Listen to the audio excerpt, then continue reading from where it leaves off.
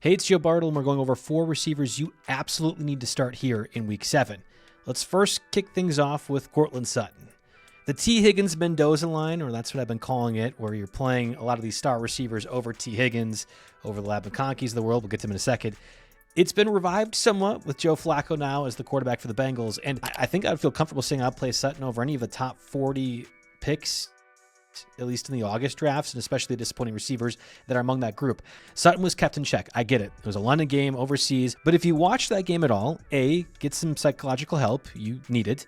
And B, it felt like the flukiest of all outcomes. I don't think Giants-Broncos is going to have like a crazy surprising amount of points, but I do think both teams are going to score, or at least attempt to run offense, unlike whatever happened last Sunday in London. And in that scenario, Courtland Sutton feels like at no worse a wide receiver 2. Well, and in the scenario in which the Broncos have actually tried to run offenses, Courtland Sutton has been a wide receiver 2 at worst in 4 of the past 6 weeks. The Giants allow the 3rd most points to fantasy receivers, and if that's not incriminating enough, or at least a reason enough to play Courtland Sutton, they also gave A.J. Brown managers a reason to have hope, which hasn't happened basically all season. And that's despite Kevin Patullo being one of the dumbest offensive coordinators in the planet right now. I'd play Sutton over Rashee Rice, of course, returning off suspension. I'd play Sutton over George Pickens. I'd play him over Marvin Harrison. He's at least a lock to produce wide receiver 2 points this week. Another receiver that I feel pretty adamant you have to play is McConkey, who we just talked about earlier.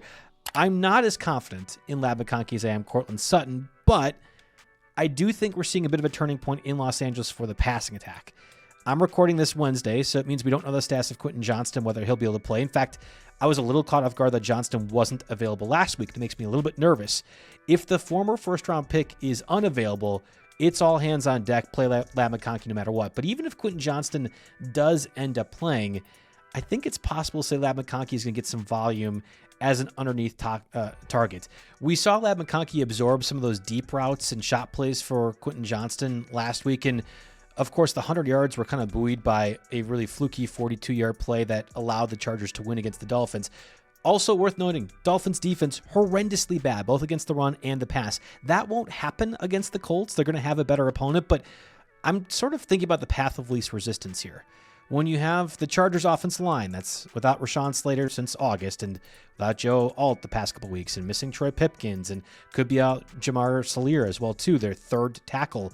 To me, you'd stop banging your head against the wall with Hassan Haskins and maybe even Kamani Vidal, and instead attack a Colts secondary that's missing a lot of pieces, could be without Travarius Ward again due to that concussion, and I'm making the pass game be an extension of the run. So whether it's taking advantage of Keenan Allen on short routes, or McConkey, or Rondé Gadsden, or allowing Keandre Lambert-Smith to have more opportunities as well too.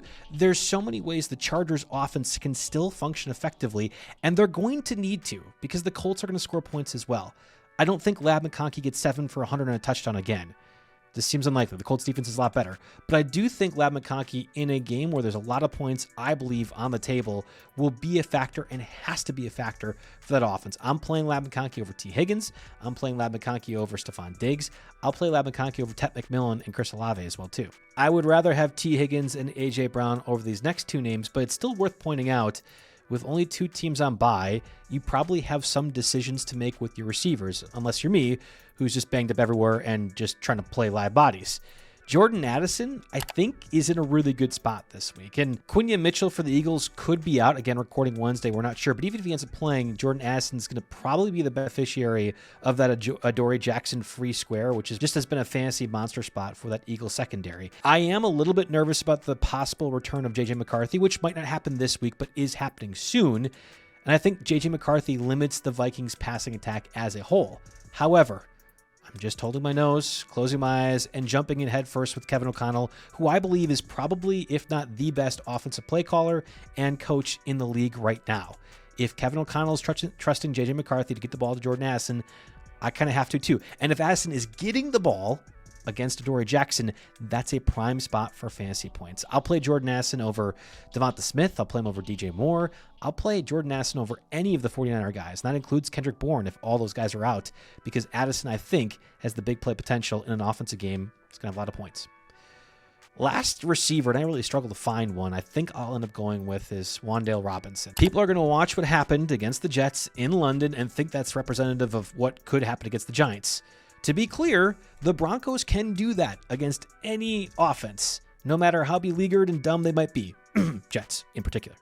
But what the Jets did Sunday was so horrendously heinous, spineless, devoid of reality that I refuse to give the Broncos just undue credit.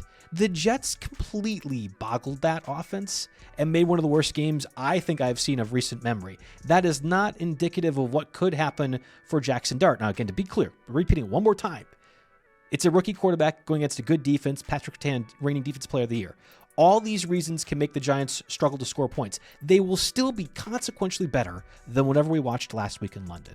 And therefore, Robinson, who has 14 targets over the past 2 weeks, I think needs to be a part of that equation, right? Post Neighbors, Wan'dale Robinson has been that guy. And if Jackson Dart has to pass the ball a bit more, I think by default, Wan'dale Robinson's part of this. I do think the Broncos score points, and maybe therefore the Giants score points too. So a bit more offense, we have to hope by default, than what happened last week for the Denver Broncos. I'd rather play Wan'dale Robinson over Keenan Allen.